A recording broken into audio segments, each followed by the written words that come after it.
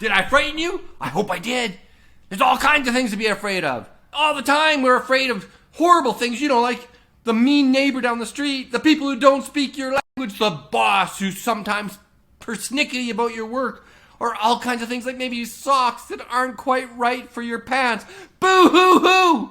Damn, we live small, unimportant, unfulfilled lives because fear holds us back all too often.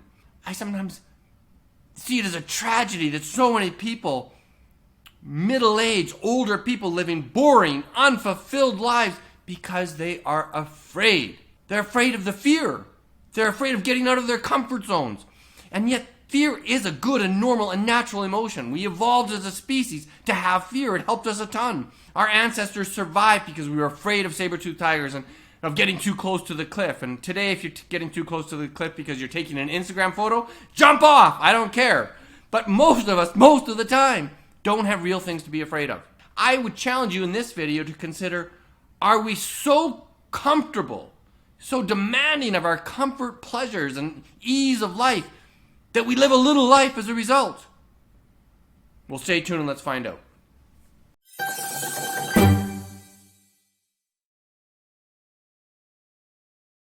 As a coach, public speaker, and best-selling author, I teach topics just like this one all around the world.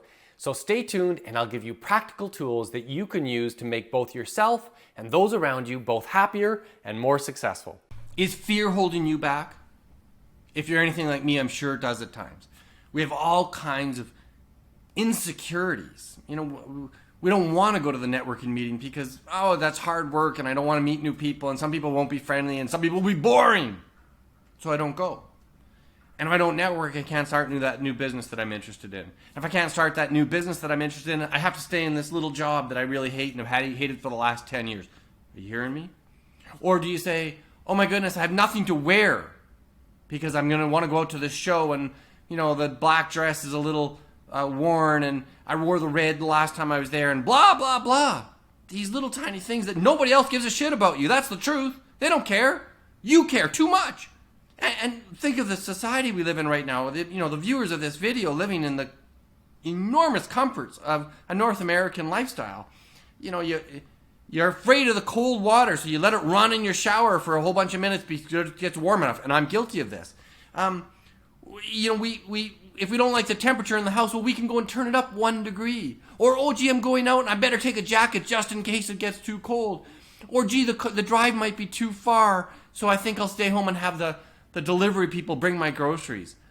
And all these immediate, simple comforts that we have in our lives have created a habit of expecting comfort and ease. And the comfortable and easy life is pleasant enough, but it is small.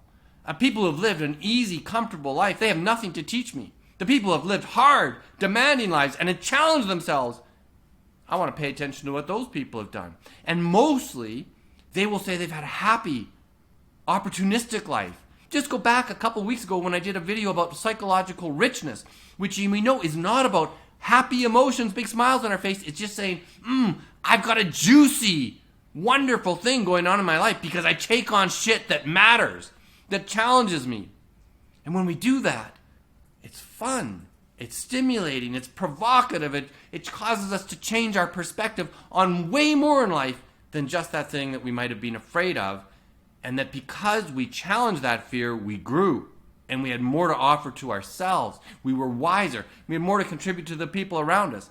And that's the challenge for us, is to get out of our demand for being comfortable all the time and instead be willing to be afraid and not afraid of the fear. Right? Because that's what we're usually dealing with. Most of us in the present moment, we haven't got stuff to be afraid of. We're worrying about the things that went badly in the past. We're imagining those or even worse things in the future. And so this fear of fear, I don't want to be afraid, so I'm not going to go to the networking meeting. I don't want to have to speak to somebody who's got a foreign language and won't understand me, so I'm not going to go to Mexico or Spain or Ireland or some other place where they don't speak my kind of English. Right? We're afraid of fear. That's the comfort culture paralysis that so often gets all of us, me included. So what do we do? How do we get out of this? Well, the first thing, and I know I prescribe it all the time for everything, is to become aware, is to be mindful, to see our fear. And the fear of fear is very subtle. When I say, oh, I'm afraid of being in a foreign country and not knowing how to speak their language, I can imagine that and say, that's a real fear. But the thing that's holding me back is the fear of that fear. I'm not actually experiencing that in the moment. I'm just imagining it. And so I'm afraid of fear, and I don't even want to go there, and I don't imagine the bigger, more interesting, psychologically rich life. That's a subtle thing, the fear of fear. And when we practice mindfulness and we stay attuned to what's really going on in our lives, then we can actually feel it and say, oh yeah, I'm not at the networking meeting, but I know it makes me uncomfortable when I'm there sometimes, and I speak to somebody I'm intimidated by or boring or whatever. And if I can see that subtlety, that, oh, I'm afraid of fear, I'm afraid of discomfort, then I can actually start looking at it from a realistic perspective instead of acting from that place of fear without really considering it. So mindfulness first. And, whatever your mindfulness path is, go for it. Gold standard for great mindfulness is probably meditation, but yoga and all kinds of other things could get you into mindful moments. And when we see our fear, then the first thing we want to do is breathe through it. Because almost always, if we take a calm series of gentle, slow breaths, the fear itself, the thing that's driving that fight or flight response, subsides. And then I can consider the thing I'm afraid of from a rational perspective and say, does the fear I have outweigh the advantages, the benefits I'd like to get from doing those things that fear is holding me back from? And I ask you right now, what are you holding yourself back from? Are the things you want from your life that you're not getting? If that's the case, and for all of us to some degree it must be true, consider for a moment, is it fear or fear of fear? Fear of losing the comfortable life, the easy, comfortable life that you might have? Is it the fear of those things that's holding you back? And if so, there's strategies we can employ. One of them is simply being really clear about the vision of what it is I want. If I imagine over and over again, day after day after day, in detail, including the emotions that I'll feel if I get what I want, then usually at a subconscious level, the brain starts solving that problem and figuring out how to get what you want. So that's a cool thing. And then secondly, I would suggest, usually the things we really want, they're big. Oh, I want this successful business with multiple employees, and I want to be making hundreds of thousands of dollars in revenue every month and whatever. But I'm fearful of networking. And so we need to break our big goals down into that big vision of the big business into really incremental steps. I would like to have a website. Oh, I'd like to have a business card. I'd like to go to one networking meeting with people who are into what I want to sell or produce or serve the world with. Break it down into little teeny pieces, because it's way less scary to say I only have to go to one meeting with maybe the executive director of the Chamber of Commerce. Not so bad. I can do that. I can go for coffee with that one person. You can do it. Consider that old adage that how do you eat an elephant? One small bite at a time.